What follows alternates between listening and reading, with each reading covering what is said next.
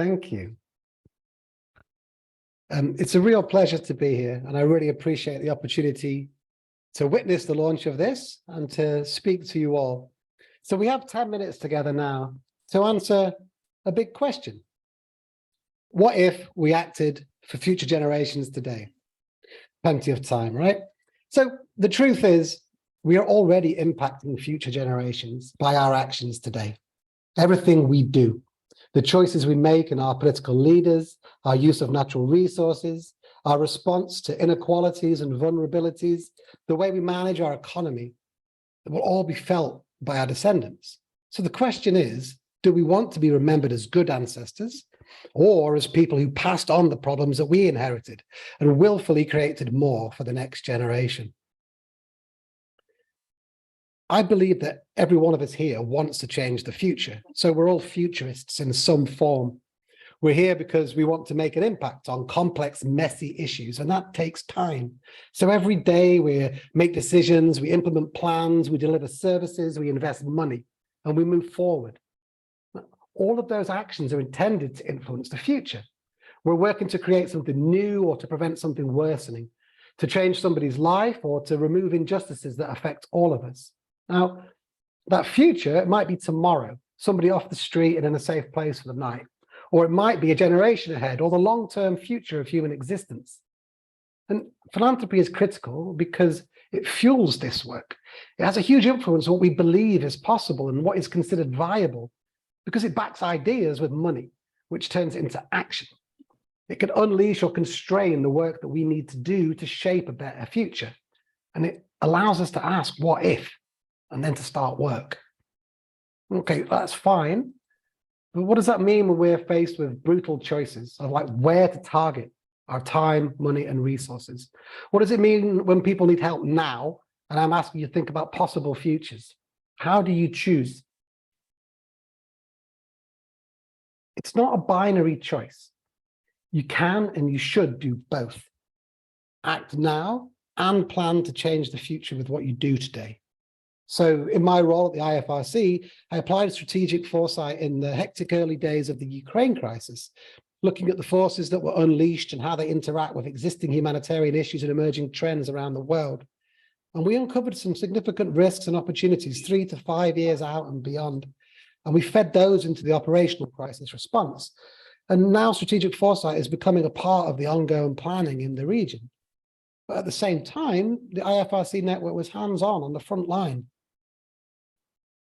In Africa, I'm working with Red Cross societies to reimagine their food security and livelihoods programs so they meet the challenges of the future and unlock the potential of emerging research, technologies, and potential partnerships. But meanwhile, every day, we help millions of people with immediate needs. But what we do is we recognize that the future will hold new challenges, demand new opportunities, demand new responses and have new opportunities for us.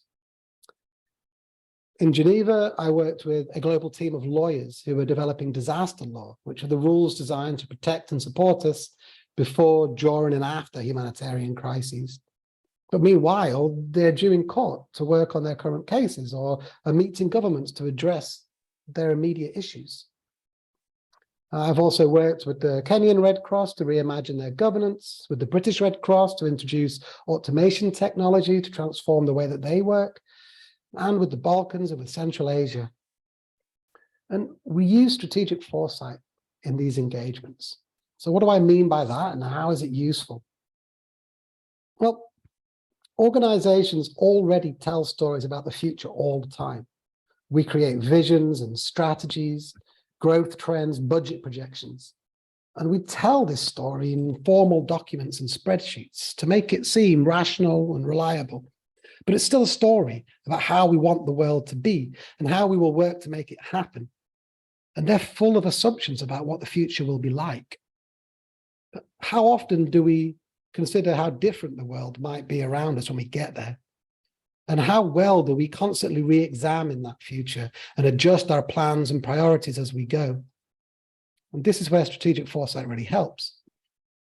That traditional strategy approach, it moves along that green section you can see in the middle there, assuming the future will probably be more or less like today. I would suggest that a lot of funding bigs might exist in that space too, drawing on what we have done before and what we expect to work again. Strategic foresight is a means to explore the possibilities. We can consider the wildcard events, the pandemics, volcanic eruptions, paradigm-shifting technologies. And we can examine a range of different future scenarios and how we might respond. And critically, it can also help us identify the preferred future, our vision for a better world, and then start working towards it. That opens immense opportunities for innovation and real change. But remember, this is not about prediction. It's about becoming comfortable with uncertainty, about being able to flex and adjust and not be caught by surprise, unprepared. And it's about being intentional about the future and not just waiting for it to happen. More than that, a lot of futures and foresight work is currently carried out by governments, corporations, the military. And if they're deciding what humanity's future should look like, it'll reflect the biases, the privileges of the people in power in those institutions. Remember, civil society's great strength is its reach, its diversity. We can surface new information and new stories. We can challenge the fact that not everybody gets an equal say in the future. And it can be quite a radical approach as it challenges short-term interests and hierarchies. It can create a new space for debate and new horizons beyond the election cycle or the next shareholders meeting. And good futures should challenge the world to consider different perspectives, different impacts, different needs and hopes, so we can create new futures with new power structures, new representation and inclusion, and new ways to deliver powerful change. And we can imagine and champion these different futures. And it will take time to make them real, but that's why we need to start today. Start with yourself. Part of everybody already lives in the future. Humans are constantly thinking about the future, sharing stories, making plans, and we have a deep emotional connection to it. You might never notice it, but think about it now. I want you to put yourself on this grid, move yourself up or down, depending on whether you feel optimistic or pessimistic about the future, and move yourself right or left, depending on whether you think you can make a difference or you can't. You may feel optimistic about the future and that you can help to shape it, or pessimistic. The world's definitely going to be worse, but you can still make a difference and help us survive and thrive.